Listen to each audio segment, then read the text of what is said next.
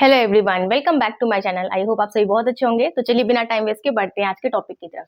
आज हम लोग सीखने वाले हैं डीनेचुरेशन ऑफ प्रोटीन्स। तो इसका क्या मतलब होता है, मान लीजिए कोई बहुत ही ज्यादा कॉम्प्लेक्स सा स्ट्रक्चर दिया हुआ है, ठीक है। ऐसे बहुत ही कॉम्प्लिकेटेड कोई स्ट्रक्चर है, इसको जब हमने हीट करा, ठीक है, तो कोई आपको सिंपल सा फॉर्मेट मिल जाएगा कुछ इस टाइप से, ठीक है। अब यहाँ पे क्या हो रहा है, प्रोटीन्स के बारे में हमने पढ़ा था ना, प्राइमरी, सेकेंडरी, टर्शरी, क्वाटरनरी। तो सेकेंडरी आपका हो गया स्ट्रक्चर, या टर्शरी या क्वाटरनरी। तो इनमें क्या होंगे, जब ये मॉलिक्यूल्स आपस में जुड़े होंगे तो हम यहाँ पर हीट करके मॉलिक्यूल्स को अलग कर रहे हैं। इट मीन्स हम क्या कर रहे हैं, हाइड्रोजन बॉन्ड को ब्रेक कर रहे हैं।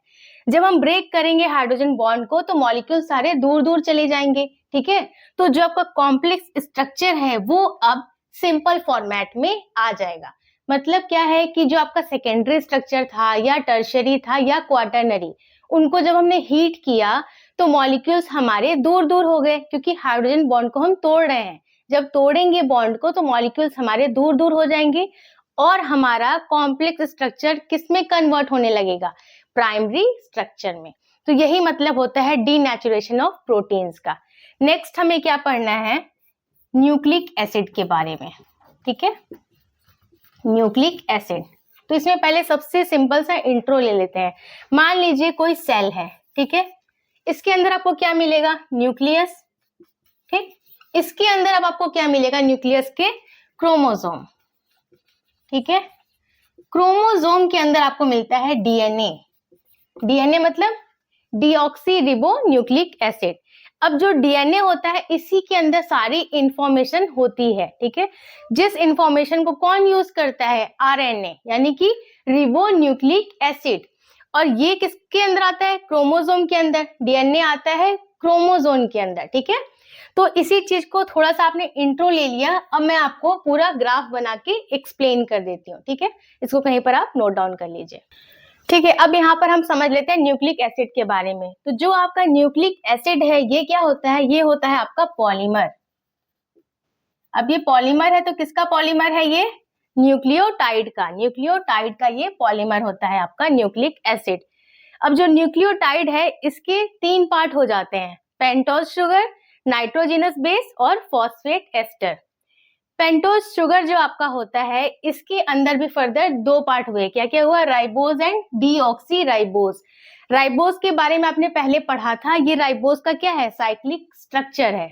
राइबोज कैसे होता था आपका, यहाँ होता था CHO, यहाँ होता था CH2OH, यहाँ क्या होता था HOH, HOH, H and OH। तो यहाँ पे अगर आप इसको ब्रेक करेंगे तो यहाँ क्या आ जाएगा, प्लस, यहाँ माइनस, ठीक है। यहाँ पे माइनस और यहाँ पे प्लस।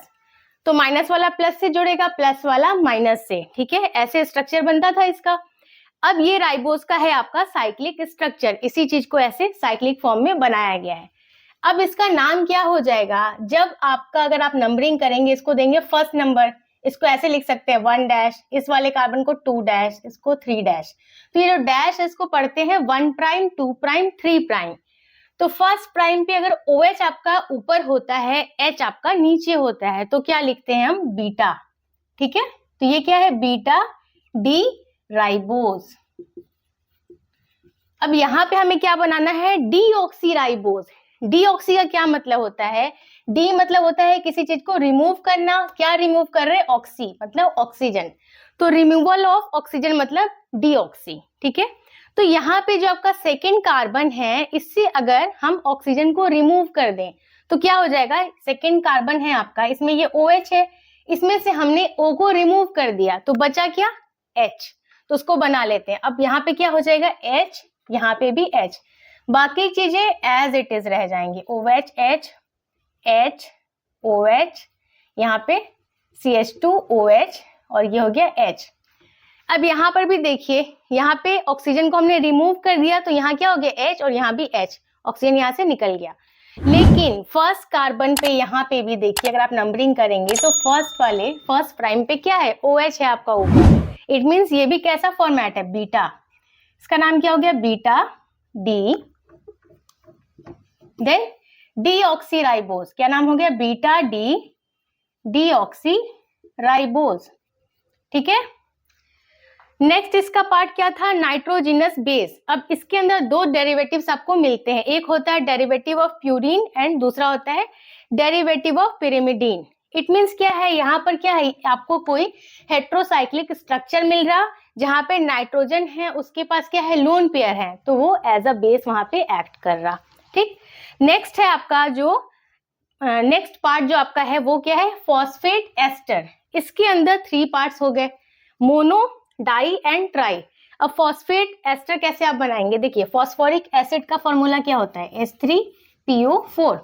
कैसे बनाते हैं, P double bond O, then OH OH OH हो गया ना, H3PO4, H3P और O कितना है 4, तो 4 ऑक्सीजन हो गए। अब यहाँ पर अगर आपने इस वाले से H को रिमूव करके R लगा दिया, यानी यहाँ पे OR कर दिया, तो ये बन गया मोनो। ये वाला भी अगर आपने H हटा के R लगाया, यहाँ पे भी R, यहाँ पे भी R, OR OR, तो बन गया डाई। अगर यहाँ से भी H हटा के हमने R लगा दिया तो 3 जगह आपको OR OR मिल गया, तो बन गया ट्राई। तो इसको हम कैसे लिखेंगे, ये है आपका फॉस्फेट एस्टर में मोनो। तो मोनो के लिए हम कैसे बनाएंगे, सबसे पहले आप स्ट्रक्चर बनाइए, P डबल बॉन्ड O, यहाँ OH, यहाँ OH और यहाँ वाले H से हमने H हटा के R लगा दिया। ठीक है, तो क्या बन गया ये आपका मोनो एस्टर। ठीक, डाई के लिए क्या करेंगे, यहाँ पे मैं बना देती हूँ, P double bond O, OH OR OR। क्या किया हमने, यहाँ पे हमने 2 जगह से क्या किया, H को हटा के R लगा दिया है। ट्राई में क्या करेंगे हम, P double bond O, then तीनों जगह से H हटा के हम R लगाएंगे, तो बनेगा क्या, OR OR OR। तो ये बन गया आपका ट्राई एस्टर। तो इसी तरीके से आपको न्यूक्लिक एसिड के बारे में अगर क्वेश्चन आएगा तो आप अच्छे से एक्सप्लेन कर सकते हैं। अगर छोटे क्वेश्चन में भी आया, अगर पूछा पेंटोज शुगर के बारे में, तो आप राइबोज और डीऑक्सीराइबोज के बारे में बताएंगे। नाइट्रोजिनस बेस के बारे में पूछा तो आप ये दोनों बताएंगे। और अगर आपको फॉस्फेट एस्टर का पूछ रहा है तो आप इन तीनों को एक्सप्लेन करेंगे, मोनो, डाई एंड ट्राई को। बेसिकली जो आपका न्यूक्लियोटाइड है, यहाँ पे जो आप फॉस्फेट एस्टर यूज कर रहे हैं, इसके 3 पार्ट में ये वाला आपका यूज होता है, इसमें डाई एस्टर वाला। तो इसी तरीके से आपको एग्जाम में क्वेश्चंस आएंगे तो आप उनको इजीली सॉल्व कर सकते हैं। So that's all for today. I hope आज का वीडियो आपको यूजफुल लगा होगा। इस वीडियो से रिलेटेड कोई सा भी डाउट आ रहा है आपके मन में तो आप मुझे कमेंट सेक्शन में पूछ सकते हैं। वीडियो पसंद आया है तो इसे लाइक कर दीजिए। चैनल को अगर अभी तक सब्सक्राइब नहीं किया है तो प्लीज सब्सक्राइब कीजिए। मैं मिलती हूँ आपसे नेक्स्ट वीडियो में, तब तक के लिए take care and bye bye.